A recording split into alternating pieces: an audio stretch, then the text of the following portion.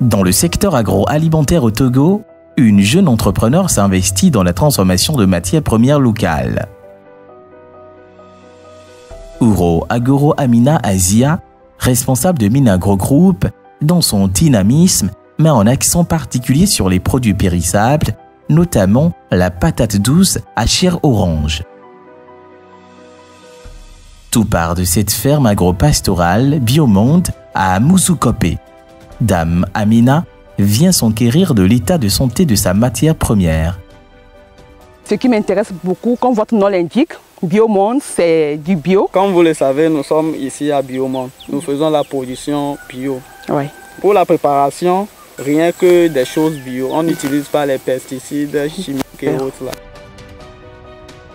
Pour satisfaire sa clientèle de plus en plus importante, notre transformatrice incite ses partenaires à augmenter davantage la production.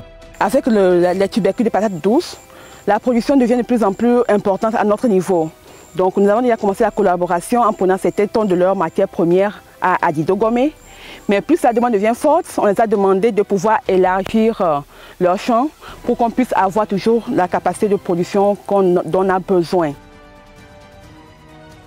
Ce partenariat fort entre Minagro Group et Biomonde permet à cette jeune équipe de disposer d'un marché. Nous sommes très ravis aussi du partenariat avec Minagro Group qui vient chaque mois pour vérifier le développement de nos patates douces. Une fois les patates à maturité, l'entrepreneur du jour procède à la récolte. Le produit ainsi déterré est ramassé puis sélectionné pour séparer les bonnes tubercules des mauvaises. Après ce rigoureux travail, la matière première obtenue est convoyée vers l'unité de transformation. Ici, les patates sont soigneusement lavées à l'eau potable pour se débarrasser des impuretés. Elles passent ensuite par la balance pour déterminer leur masse réelle. Enfin, elles sont épulchées et découpées en fines tranches. Après ce processus, notre matière passe à l'étape de séchage. Les fines tranches découpées sont étalées sur de mini-plateaux puis introduites dans cette machine à sécher.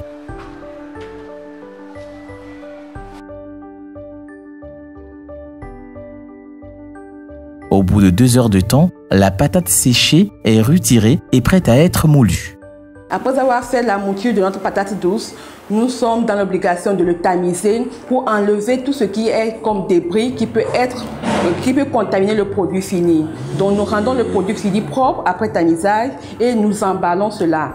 Après emballage, on passe au scellage et le produit est prêt. Comment est le travail? D'accord. Tu es en train de peser. Tu as vérifié la quantité. Ok. C'est à combien de grammes? D'accord, il reste un peu. Ça fait 100, 114. Il faut que ça soit à 200. Parce que les clients pèsent aussi. Hein? Là, il reste encore un peu. D'accord, c'est bon.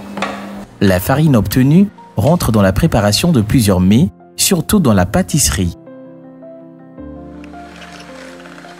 Dans ce mélange culinaire composé de beurre, d'œufs, pour la réalisation de petits gâteaux, on trouve l'élément essentiel, la farine de patate douce. Nous sommes arrivés à la fin de notre préparation. Après 45 minutes, on passe au retrait du cake des fours. Notre cake est prêt. Outre la patate douce, Minagro Group s'intéresse aussi à la réduction des tubercules d'igname en farine. Avec l'igname de Minagro en farine, vous pouvez faire du foufou en même temps au feu. Plus besoin de piler, de peler, vous préparez juste en 15 minutes, vous avez votre plat de foufou.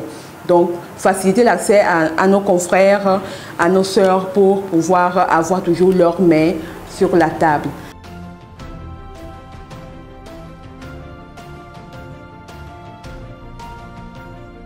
Dans son unité, cette structure transforme d'autres matières comme la banane plantain, le manioc, les céréales, qui sont minutieusement emballées pour une durée de conservation de 1 an minimum. Des initiatives portées par le jeune entrepreneur sont à encourager. À travers notre engagement à la consommation des produits du terroir, nous contribuons au développement de ces jeunes entreprises.